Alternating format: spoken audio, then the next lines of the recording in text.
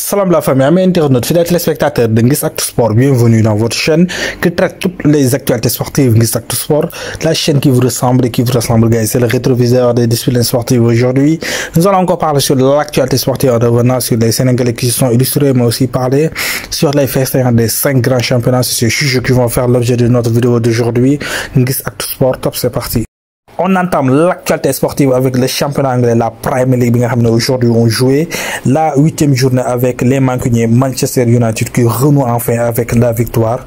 Manchester United s'est reçu face à Brentford après 5 matchs de suite sans victoire. Les hommes de Ten Hag s'imposent et remontent à la 10e place de PL. Victoire 2-1 face à Brentford avec un but de Garnacho et de Højlund. Le Danois Manchester United n'avait plus marqué d'ailleurs de but depuis 300 minutes de suite en Premier League. Alejandro Garnacho qui a sonné aujourd'hui la révolte, le but qui a permis à Man U d'égaliser face à Brentford et de corser l'addition avec Højlund pour gagner par 2-1. Man U qui renoue avec la victoire. Mais aujourd'hui, c'était aussi la première défaite des Gunners d'Arsenal. Arsenal qui a perdu face à Bournemouth après l'exclusion de William Saliba en première période, qui loupera d'ailleurs le match face à Liverpool le week-end prochain.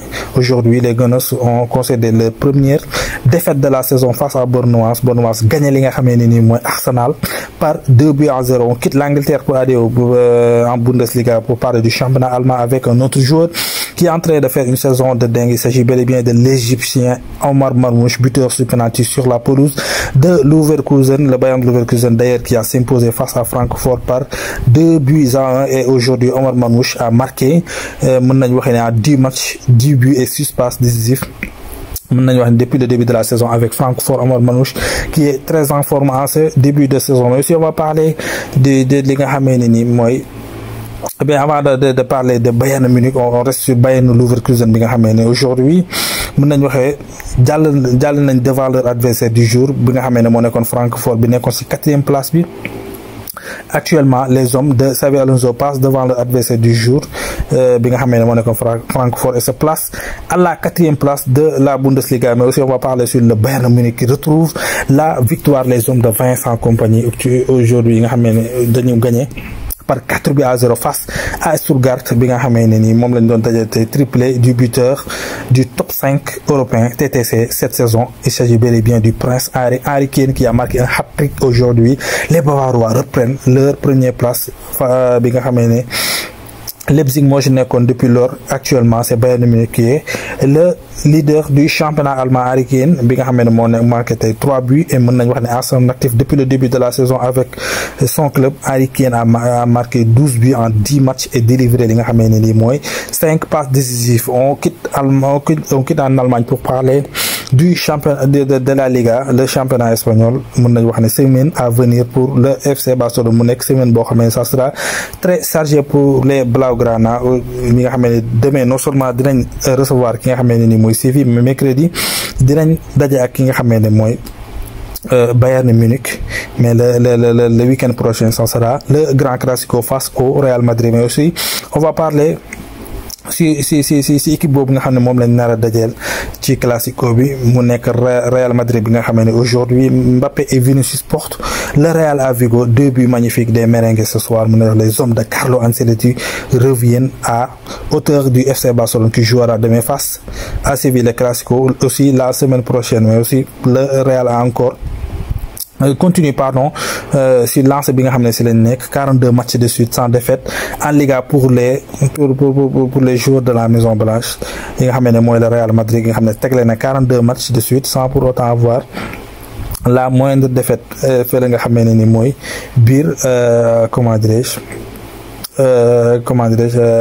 si c'est un bir stade bi nga xamné ni les merengues vont tenter d'égaler peut-être le record du FC Barcelone bi nga xamné ni ñom resté won nañ ci 40 matchs sans pour autant avoir la moindre défaite. Mën nañ wax la semaine prochaine ci lañuy xol ba xam li nga xamné ni moy les merengues dinañ mëna égaler le record bobu nga xamné ni les Catalans defoon nañ ko dal di def 43 matchs sans pour autant avoir la moindre défaite, surtout à domicile. Mais aussi il y a un autre joueur qui a battu encore un record. Il s'agit bel et bien de Luka Modric bi nga xamné ni Il devient aujourd'hui le plus vieux joueur à évoluer sous les couleurs du Real Madrid en compétition officielle. Aujourd'hui, à 39 ans et 40 jours, Luka Modric nekk na joueur bi nga xamee ne nii moo ëpp li mu joué ci match officiel ak ci at yii nii nga xam ne am na ko muy 39 ans et 45 jours. On quitte la Liga pour aller en France. Aujourd'hui, le RS Lens, pardon, enfin après 5 nuls a retrouvé comment dirais-je le sourire ginnaaw bañ gagné tey les 100 erreurs. Sont cinquième actuellement ce soir ginnaaw ba ñu tegle woon 5 nuls tey aujourd'hui aujourd'hui amaat nañ li nga xamee ne nii mooy victoire ginnaaw ba ñu gagné tey si week-end bi. Le Paris Saint-Germain retrouve aussi sa place de leader. Les Parisiens profitent de leur différence de but favorable pour passer devant l'AS Monaco bi nga xam ne dafa def match nul aussi. Le Paris Saint-Germain qui marque 26 buts en 8 journées. 2 championnats pour le Paris Saint-Germain, les hommes de Luis Enrique, Bradley Barcola, encore aujourd'hui homme du match ce soir, encore une passe décisive et un but à son actif depuis le début de la saison. Il a marqué 7 buts et a délivré une passe décisive. L'international français, le jeune international français très en forme qui essaye de porter Paris Saint-Germain dans son dos, mais aussi il y a un autre joueur qui est arrivé cet été sur le club de la capitale française, le Paris Saint-Germain. Il s'agit bel et bien du Portugais João Neves. En 8 matchs de Ligue 1, il a délivré 6 passes décisives pour João Neves, meilleur passeur actuellement du championnat français. On termine l'actualité sportive avec les Sénégalais qui se sont illustrés dans les 5 grands championnats avec Iliman Ndiaye en Angleterre qui a marqué face à Ipswich Town et qui a permis les Toffees de se lancer vers la victoire. D'ailleurs, Everton qui a gagné par 2 buts à 0 et le premier but a été marqué par Iliman Ndiaye. Iliman mon football mon doute Ndiaye bi nga xamné ni aujourd'hui dugal na 3e but avec les Toffees, 2 buts en championnat ak ginnaw premier but bi nga xamné dugaloon nako pour lancer sa saison en cup. Et aussi Pape Daouda Diong aujourd'hui sur le championnat français face bi nga xamné il évolue du côté de Strasbourg.